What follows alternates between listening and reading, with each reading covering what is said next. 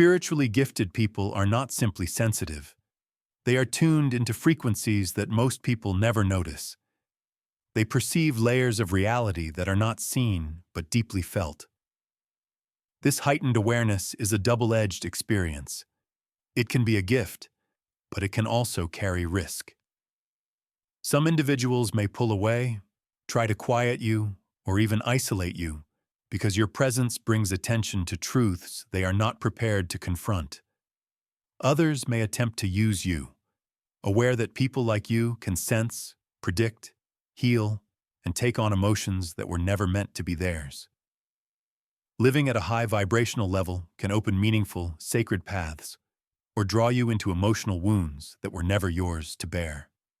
Carl Jung once suggested that the most sensitive individuals are the first to sense what the collective unconscious has not yet been able to express. That is why within you exists both the capacity to rise and the risk of losing yourself. Understanding the signs of this sensitivity is not optional, it is necessary. Without that understanding, you may drain yourself trying to adapt to a world that does not resonate with your frequency. With awareness, however, you begin to make conscious choices about what you accept and what you release. In this video, I will share 13 experiences that only spiritually gifted people tend to have. Watch until the end, because once you recognize these signs, you may realize that your sensitivity was never a weakness. It was a guide toward awakening. The first experience spiritually gifted people often have is environmental sensitivity. You sense places the way others sense people. Certain locations leave you feeling depleted, while others energize you without any clear reason. There are also spaces you enter briefly and immediately feel that you do not belong there. It does not matter whether it is a waiting room, a bedroom, or someone's home. The space communicates with you, not through language, but through physical and emotional sensations.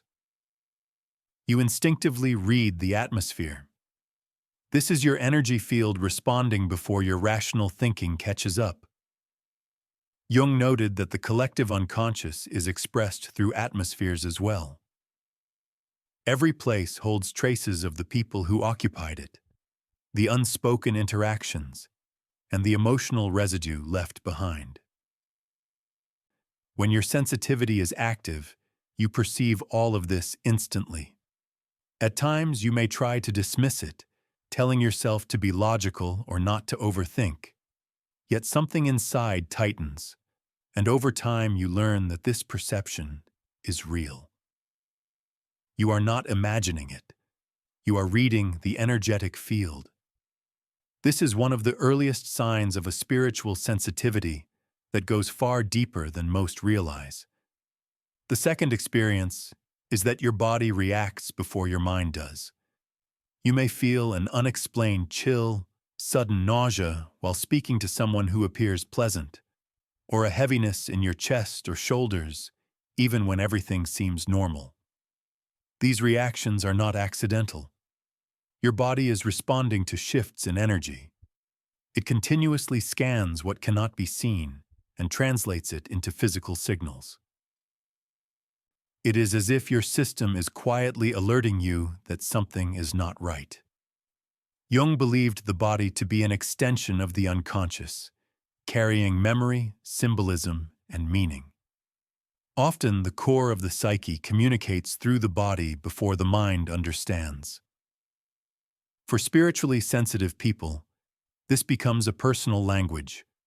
The body signals what words cannot yet explain. It hesitates, resists, and rejects certain situations without obvious reasons. The challenge is that you may doubt yourself, assuming you are overreacting. Yet, when you look back, ignoring those signals often came at a cost. It is as though your inner self uses your body as its interpreter. Once you learn to respect that language, you begin to protect yourself more effectively, set clearer boundaries, and move through life with intention rather than confusion. The third experience is a natural recognition from children, animals, and the elderly. This recognition does not come through conversation, but through presence. You rarely need to force a connection with them. It happens effortlessly. Children may observe you closely, become calm around you, or approach you as if you represent safety. Animals respond in a similar way. A restless dog may settle near you, or a cat may curl up beside you as though you are part of its environment. Older individuals often initiate conversations with you and quickly share personal stories they have not even told family members. You do nothing to invite this, yet it happens consistently, often since early life. These beings rely on instinct rather than social conditioning. When someone operates with inner alignment, they sense it. Jung described the collective unconscious as a shared realm of instincts, symbols, and archetypes.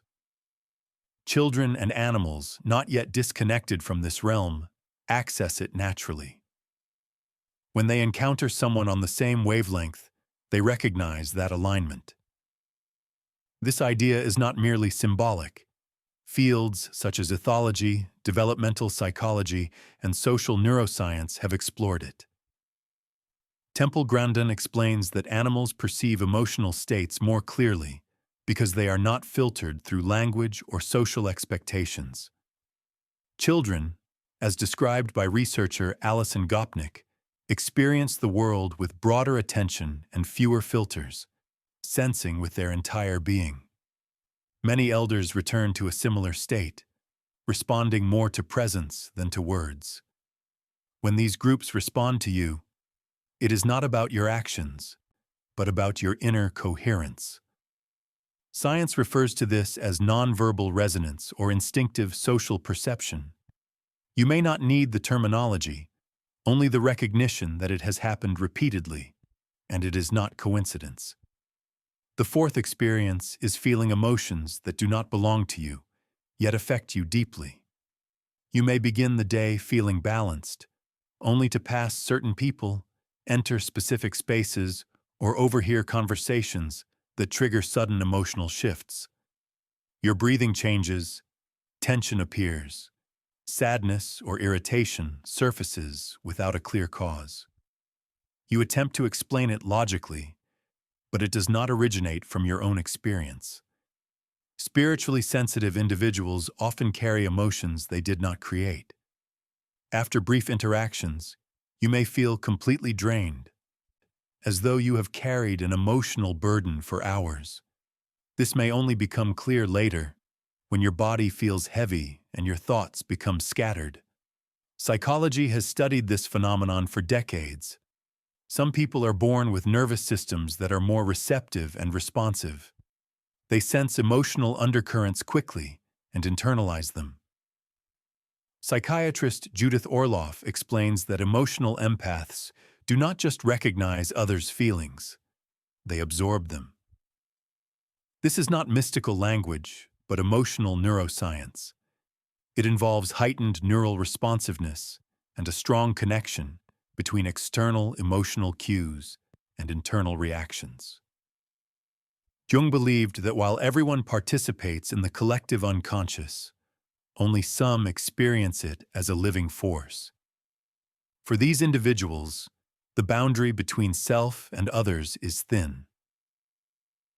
Over time, they learn to identify what emotions are theirs and what are not, but until then, the experience can feel overwhelming.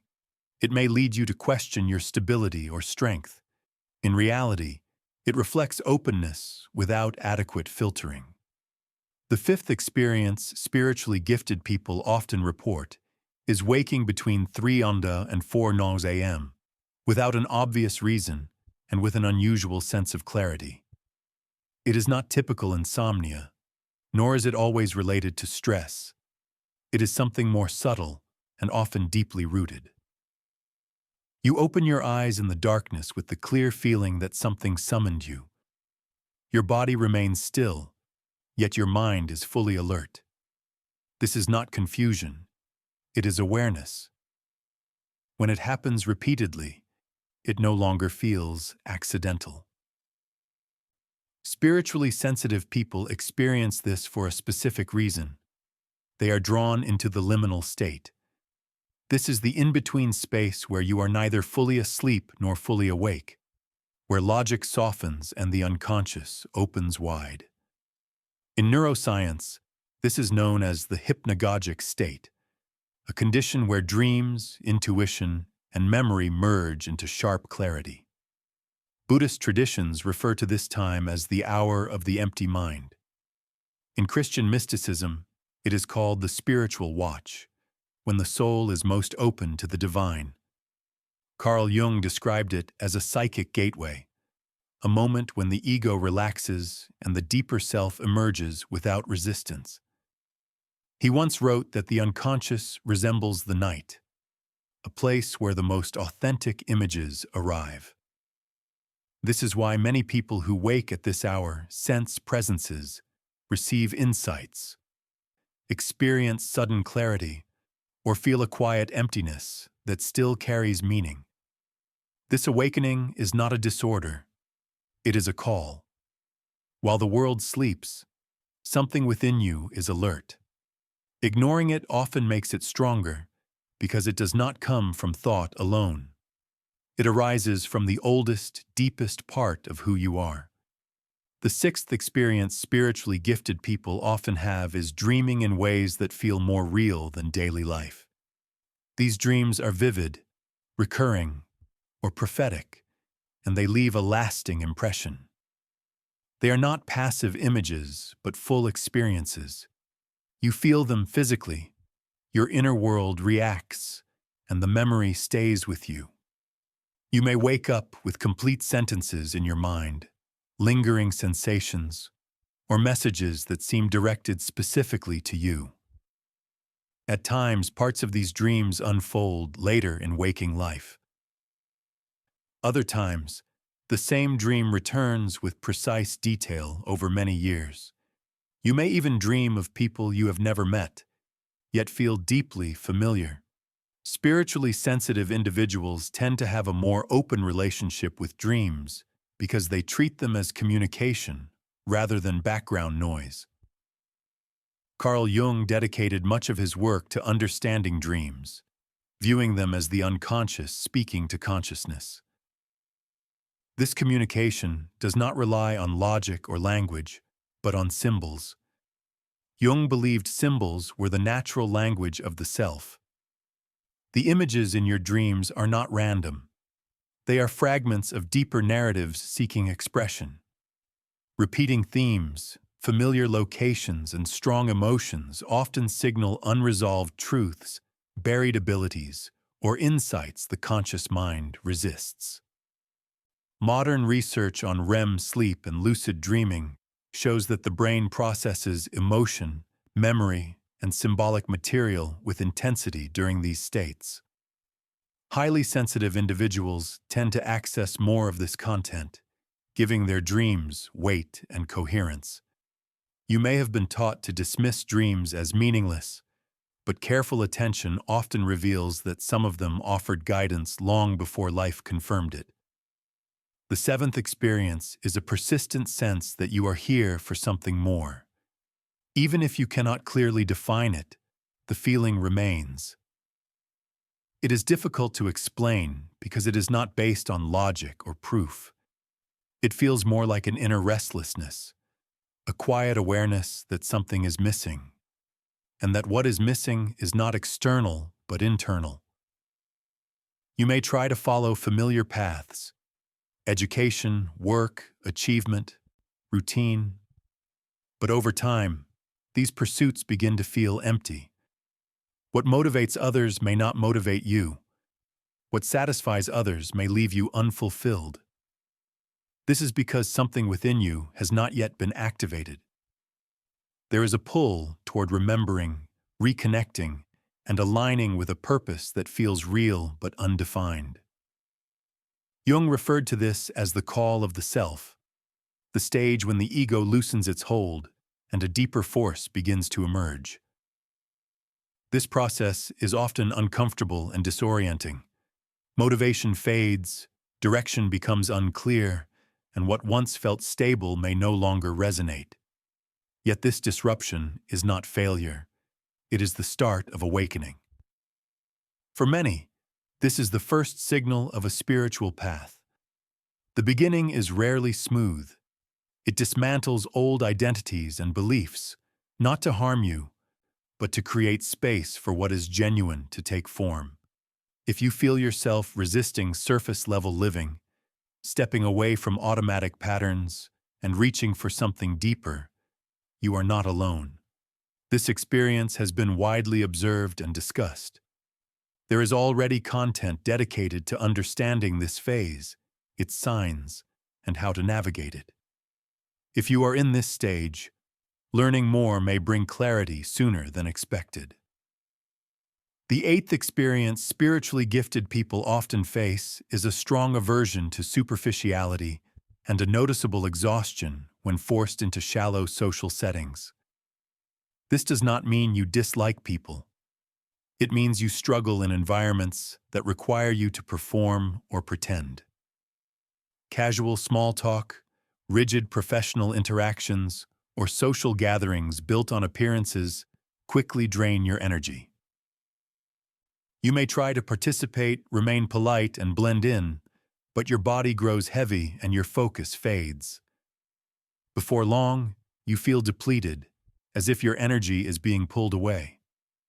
What you want instead is authenticity, or simply distance from what feels unreal. This reaction comes from depth, not judgment. You sense what is unspoken, notice the mismatch between words and inner states, and that internal conflict creates strain. You recognize forced enthusiasm, hidden discomfort, and emotional masks, and this awareness pulls you out of presence. Jung described this through the idea of the persona, the social role people adopt to function. For those moving toward individuation, wearing this mask for too long becomes exhausting. In modern culture, especially through social media, this effect is intensified. What was once occasional performance has become constant display. Emotion turns into content, spirituality into appearance, and pain into engagement. For those who perceive deeply, this feels hollow. Spiritually sensitive individuals experience superficiality as energetic noise. Scrolling through social platforms can feel like exposure to competing personas, each demanding attention. Even content that appears meaningful may lack depth. You sense the absence of sincerity. This is why social media often leaves you more tired than before. The fatigue is not dysfunction. It is awareness. You are drawn toward conversations with substance, silence that feels comfortable, and connections without performance. Growing intolerance for what feels false is not weakness. It reflects inner development. The ninth experience spiritually gifted people encounter is a sense of not fully belonging, even in safe and caring environments. This feeling is difficult to articulate. You may be surrounded by good people, in familiar places, with no visible problem, yet something within you feels distant. Your body is present, but your inner self feels elsewhere. This is not rooted in ego or dissatisfaction. It relates to energy. Ancient teachings, including the Hermetic principle of vibration, describe reality as constant movement, where true connection occurs through resonance. Jung echoed this idea when he observed that some interactions nourish while others drain. People with heightened awareness perceive subtle emotional shifts and energetic differences. They may align with the space emotionally, yet feel out of sync energetically. This is why you can feel out of place even among loved ones. It is not about affection, but alignment. When resonance is absent, the body registers it before the mind does. Some describe this as energetic sensitivity, Others call it spiritual awareness. As awareness deepens, sensitivity to misalignment increases. This does not mean you are ungrateful or isolated. It means authenticity is required for you to feel fully present. The 10th experience spiritually gifted people often have is attracting spontaneous confessions. Even when they never ask a single question, you've been there. The conversation barely begins, and suddenly someone is revealing things they've never shared with anyone. Family secrets, old traumas, deep personal doubts. Sometimes it's someone you barely know, sometimes a complete stranger. And all it takes is your quiet presence. This isn't about charisma or curiosity, it's about energy. Spiritually gifted people carry a presence that doesn't judge or intrude. It simply holds space. Even in silence, you communicate listening. Your calm stabilizes the vibration, and people feel safe enough to lower their defenses and be real. It's as if something within you quietly says, "I can hold this. Go ahead." Carl Jung understood this deeply. He said, "A true therapist isn't the one who gives advice, but the one who can carry the weight of another's unconscious without trying to fix it." That's the influence sensitive people have. They act as symbolic mirrors. Others see themselves reflected, hear themselves, begin to recognize themselves, and without realizing it, begin to heal simply by giving voice to what has been trapped for years. It's powerful, but it's also heavy. Because by the end of the day, you've carried emotional weight that wasn't yours. You've held space for pain others couldn't manage. Without speaking much, you've given more than most do with 1,000 words. Being that presence is a gift, but also a responsibility, because often you are the only place where someone finally feels permitted to be human. The next experience many spiritually gifted people recognize is feeling isolated even when surrounded by others. This is a different kind of loneliness, not about being physically alone, but about not feeling connected. You might be at a party, a family dinner, or in a stable relationship, and still feel out of sync, like you're observing life through a hidden window, slightly out of phase. This loneliness isn't caused by lack of love. It comes from lack of depth, from the effort of fitting in, from feeling too much in a world that feels too shallow. Jung said, "The path to becoming your true self starts with separation from the crowd, from masks, from noise. The call of the self often begins with a void." Spiritually awakened people notice this sooner. What once felt meaningful no longer does. Superficial bonds don't satisfy.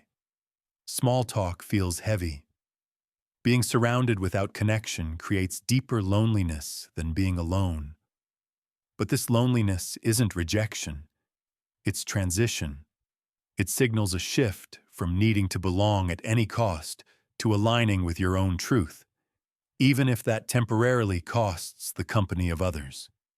It's not easy, but it is authentic. It's often the first step toward your inner home. Not a physical space, but the inner center you've spent a lifetime trying to remember. Another experience is that when you speak the truth, it shakes people. Tone doesn't matter. You could speak softly, kindly, or hesitantly, but once the truth leaves your lips, the energy shifts. Faces tighten, air feels heavy, and suddenly you're too intense or too dramatic. Deep down, you know it's not what you said. It's what your words revealed. Spiritually sensitive people have a direct relationship with truth. They speak not to attack, but to name what has been avoided, to expose what others try to ignore, to acknowledge the elephant in the room. Jung noted that accessing the unconscious also activates the collective shadow, all the things society prefers to hide. Anyone who reflects that shadow, even unintentionally, becomes a threat, because your presence reminds others of what they are trying to forget. That's why you've been rejected for stating the obvious, labeled a troublemaker for trying to fix what is broken, misunderstood for simply being honest. The world is accustomed to half-truths, strategic silence, and appearances. Anyone aligned with reality can feel unbearable. Today, speaking the truth is a spiritual act. It's not just words, it's vibration. It reminds people of what they still feel, even if they pretend not to. The final experience spiritually gifted people often face is a persistent longing for something sacred, unnamed, yet felt as a living absence.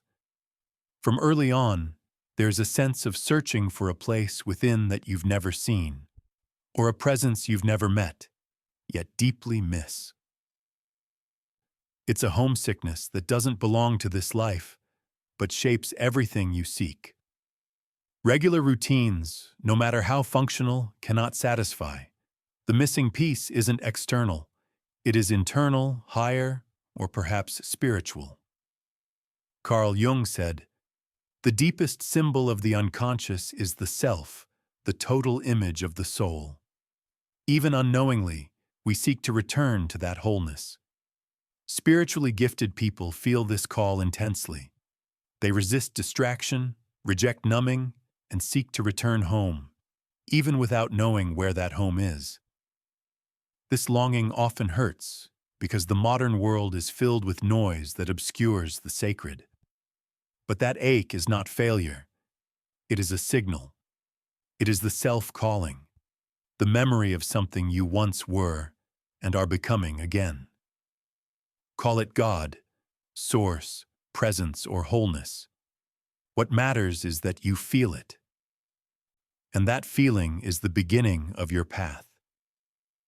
Perhaps you expected to relate to one or two of these signs.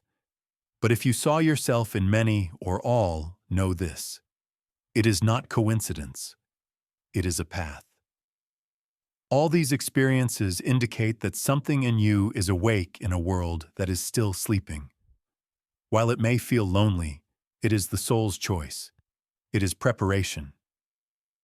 Jung said, "Those most connected to the invisible often carry the deepest wounds of the visible." True individuation is not about being special. It is about becoming whole. And becoming whole requires navigating chaos, loss, and pain.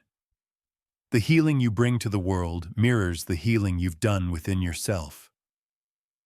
As heavy as this feels, it is also your compass. When you understand your inner world, you begin to understand your outer world. You stop absorbing everything and start choosing consciously what to let in and what to release. Now reflect.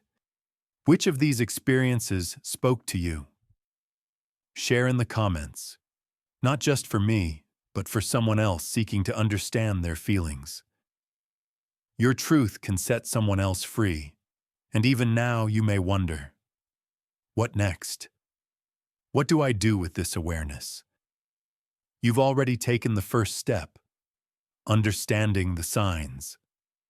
Real power comes when you act with that awareness. You can continue to try fitting into a world on autopilot, or you can use your sensitivity as a compass, aligning your life, choices, and relationships with what truly resonates. That is where transformation begins. Consciousness demands choice. You can ignore what you feel, or you can honor your sensitivity as the language of the soul, a vibrational truth that points the way. Following it aligns everything, often starting with one intentional step. Here are 3 practical ways to maintain this awareness in daily life. First, choose what nourishes you.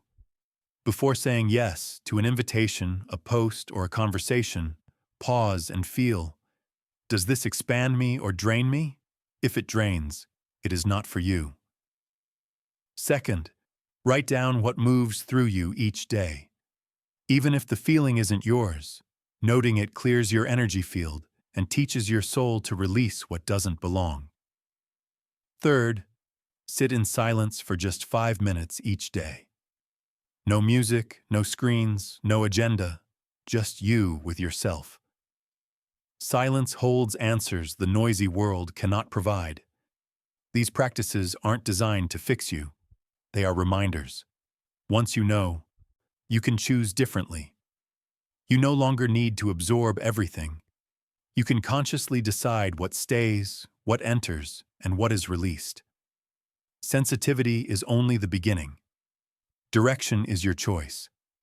Truth sets you free. If you resonated with this, leave a comment below. My sensitivity is my path. This is more than a comment. It is a public affirmation for yourself and anyone still discovering who they are. And if this video touched you, consider hitting the thank you button. Your support helps keep this channel alive, spreads the message, and allows others to hear what you just felt. Your presence matters. Thank you for feeling with us, and I'll see you in the next video.